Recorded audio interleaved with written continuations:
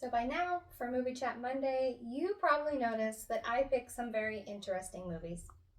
Movies that are different than the mainstream type things. And that's what I like. I like movies to be interesting. I like them to be different, but not too different. And one thing you need to know about me is that I love Jim Carrey. He is my favorite comedic actor. And if you don't know any Jim Carrey movies, you probably wouldn't understand a lot of what I'm saying to you half the time because I quote Jim Carrey quite a bit. I love the Ace Ventura movies. I don't know that I could make it through some of those movies for a movie chat review, but maybe I will because they are my favorites. I just love them. And today's movie is a Jim Carrey movie. However, it's different than his normal ones. It's more of a love story. And as you probably know, I'm not a big love story fan, but this one is different. It kind of goes backwards. And there's a very, very interesting plot line to it. And it almost is confusing in what's happening if you're not really paying attention to the movie. It's not one of those movies where you can kind of just play on your phone and just listen to it, because I have a tendency to do that. It's not one of those movies. You actually have to pay attention to it. And he is not playing the normal character that he does typically. He's more of a shy, reserved, insecure guy. And of course, there's some goofy, funny parts. I mean, it can't be a Jim Carrey movie if it doesn't have some of those, right? So don't worry, there are funny parts. It starts out where he is feeling, his name is Joel in this movie. He is feeling off when he wakes up. Things aren't right in his apartment. He's wearing clothes that he didn't realize he went to bed in. And he is supposed to be going into work, but he just has this strong urge to go out to Montauk. Now, I don't know. I didn't look it up. I don't know where this is, but it's a beach and it's snowing. Miserable. So he just has this weird urge to go out there. And on the train, he meets a woman who's got crazy colored hair, and her name is Clementine. And right off the bat, this woman is kind of abrasive. She seems bipolar. She seems out of sorts. She's kind of like, it's a very weird interaction at first because he's the shy, like insecure kind of guy, and she's all up in his face, and then he's like saying that she sounds nice, and she gets all pissed that he said that. And we don't understand exactly why this is happening at first, but they end up kind of starting this relationship from there. Even though it's this awkward meeting, they seem drawn to each other, and they end up spending the whole night together. And they wake up, and she wants to stay at his place, so he's waiting outside her apartment in his car. And that's the first time that we see Elijah Wood's character. He kind of knocks on the window and he's like, "What are you doing here?" Which is totally random, right? Like, why would some random person be asking him why he's outside her house? It's just kind of an odd thing. So the next scene starts with him crying in the car, driving home, I imagine. And you can kind of tell, just based on how the movie is going, that there was this big fight and something bad happened and he's upset about it. And we find out from some of his friends that what Clementine did was erase him. That is the whole premise of the movie, kind of. She erased him from her memory. She's kind of does things on a whim, and he went up to her to kind of apologize for a fight they had, and she didn't even recognize him. She had no idea who he was, or she didn't recognize him at all. So this is kind of where we're introduced to this business that can erase parts of your memory, and they can erase things from your memory and people from your memory. And he decides, well, he's gonna erase her too. So we see him get to bed in those same pajamas that he woke up in when he was feeling a little off. This is your first clue. And from then on, the whole movie goes backwards. you see him go into the building to ask about this being done. He's speaking to the doctor about why he wants to forget Clementine and the people that he meets inside the clinic. And all of this is kind of starting to blur a little bit. There's scenes where he's in the chair, but he's actually in the office with the doctor, or the doctor is in the place where he is. It's all kind of starting to blur and blend together. And we realize that he's actually in his head and they're actively deleting the memories. So of course they have to delete the memory of him going to the office and all that stuff. And that's where we see things are starting to get a little weird.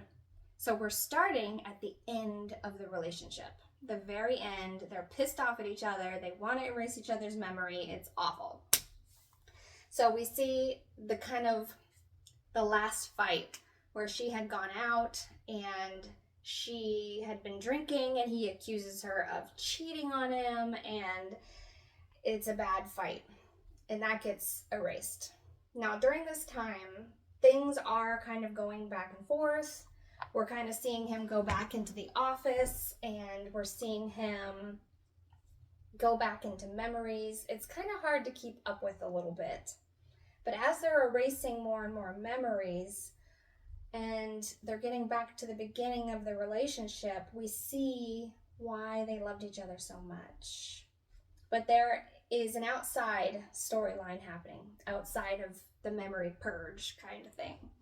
And after they have been deleted of their memories of each other, one of the guys, Elijah Wood, that works at the facility has all of his stuff, all of Joel's stuff that was memories of Clementine.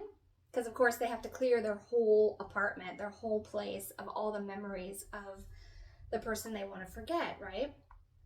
And he's got this whole bag of stuff, and he's using Joel's memories and Joel's experiences to win Clementine over.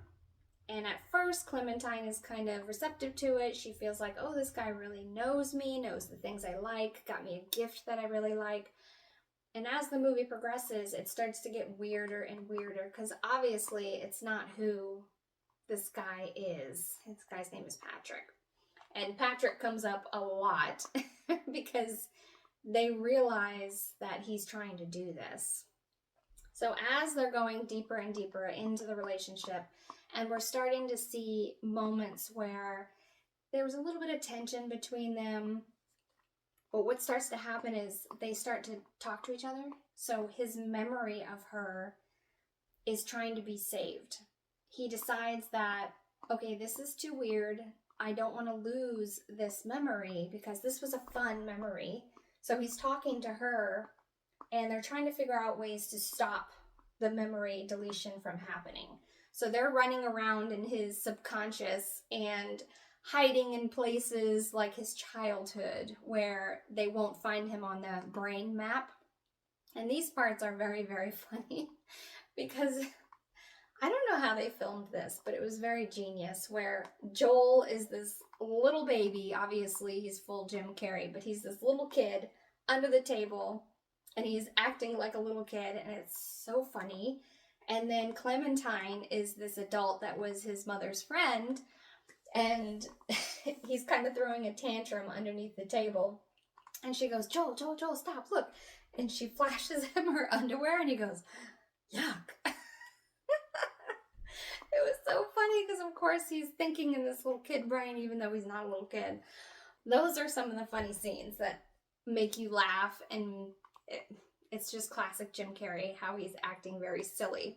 As we see them jumping around inside of his memories, and they're trying to save the memories of each other because they were beautiful memories. There were so many beautiful memories between those two, and it was such a sweet relationship, and you can tell how much love they had for each other and the bond they had together. And sure, they had some issues that eventually took over because of their specific personality. You know, she gets bored with him and he finds her too abrasive. But the memories are worth saving, and it's kind of like Inception, where you're inside of a dream and you're trying to control the dream and control what's happening outside the dream. And we see these people that work at the facility kind of deleting his memories, and they're panicking every time they go off the map. So they have to call in the doctor. And there's this whole big thing that I'm not really going to get into because there's a whole separate story about one of the clerks and the doctor and this affair and all this stuff. That's not really the good part of the movie. But of course they're panicking because he's gone off this map inside of his brain, and they have to get him back and find those memories to delete them. So no matter how hard Joel and Clementine are trying to save these precious memories that they have together, they can't do it. And we get to the beginning and we find out how they have met. And it's not the way they met at the beginning of the movie. In the beginning of the movie, they met on that train. And it was kind of this awkward meeting, and she was a little abrasive and weird. But when we get to the beginning of the relationship in the dream, or in his subconscious, the way they meet is at this barbecue. And she had come over to him and said, "Hey, can I have a piece of chicken?" And she took the chicken off his plate, and he's like, it was so intimate. Like they had already been lovers for a long time. And she had encouraged him that evening to kind of follow her into this house of these strangers they didn't know and just take on their personalities. And in the real world, he had left that night and left her there because he was scared. And she's like, well, why don't we change this scene? Give a proper goodbye, because it was obviously their last time, because these memories were all going away. They were all getting deleted. So they decide to make that memory new before it goes away. And when you think about that, it's so sad. When you think about all these beautiful memories and not wanting them to go away and imagining just forgetting somebody, forgetting something. I mean, there were scenes in the movie when he was in the clinic that someone was carrying all their dog's stuff in. So they were trying to delete all the memories of their dog that had died and stuff like that, which is kind of funny when you think about it, but at the same time, why would you want to do that? There's so many beautiful things that happen when you meet somebody. Even if it ends poorly, it's so important to keep those memories alive and to maybe sometimes remember the mistakes that you made sometimes, you know? You can always learn something from relationships. And part of the outside world happening was the lady who had the affair with the doctor. She gets pissed because she found out that she had been erased, her memory had been erased, and she decides that she's going to send out all of the stuff to all these people and say, hey, you erased this person, I'm sorry that I took part in it, kind of thing. So now we're back to Joel sitting outside her apartment from the very beginning of the movie, and she comes out with her mail and she's playing this tape, which is the tape that she recorded with the doctor. It's like I kind of touched on at the beginning. When you're talking to the doctor, you're recording this tape about why you want them deleted and the stuff that was going wrong in your relationship and the things that you didn't like about that person. So she starts playing this tape in his car, and he's like, what are you doing? Is this some kind of joke? Are you trying to prank me? And he gets pissed and he makes her get out of the car. And then when he gets home, he finds his own tape of him bitching about Clementine and bitching about all the things that he didn't like about her. She finds his place and comes up and she's like, it's only fair that I listen to some of this too. And they realize, if we continue on with this relationship, I'm not going to like you. I'm going to get bored and I'm going to feel suffocated. And you're going to feel like I'm abrasive and I'm too much to handle and I'm reckless and I drink too much. But we're drawn to each other.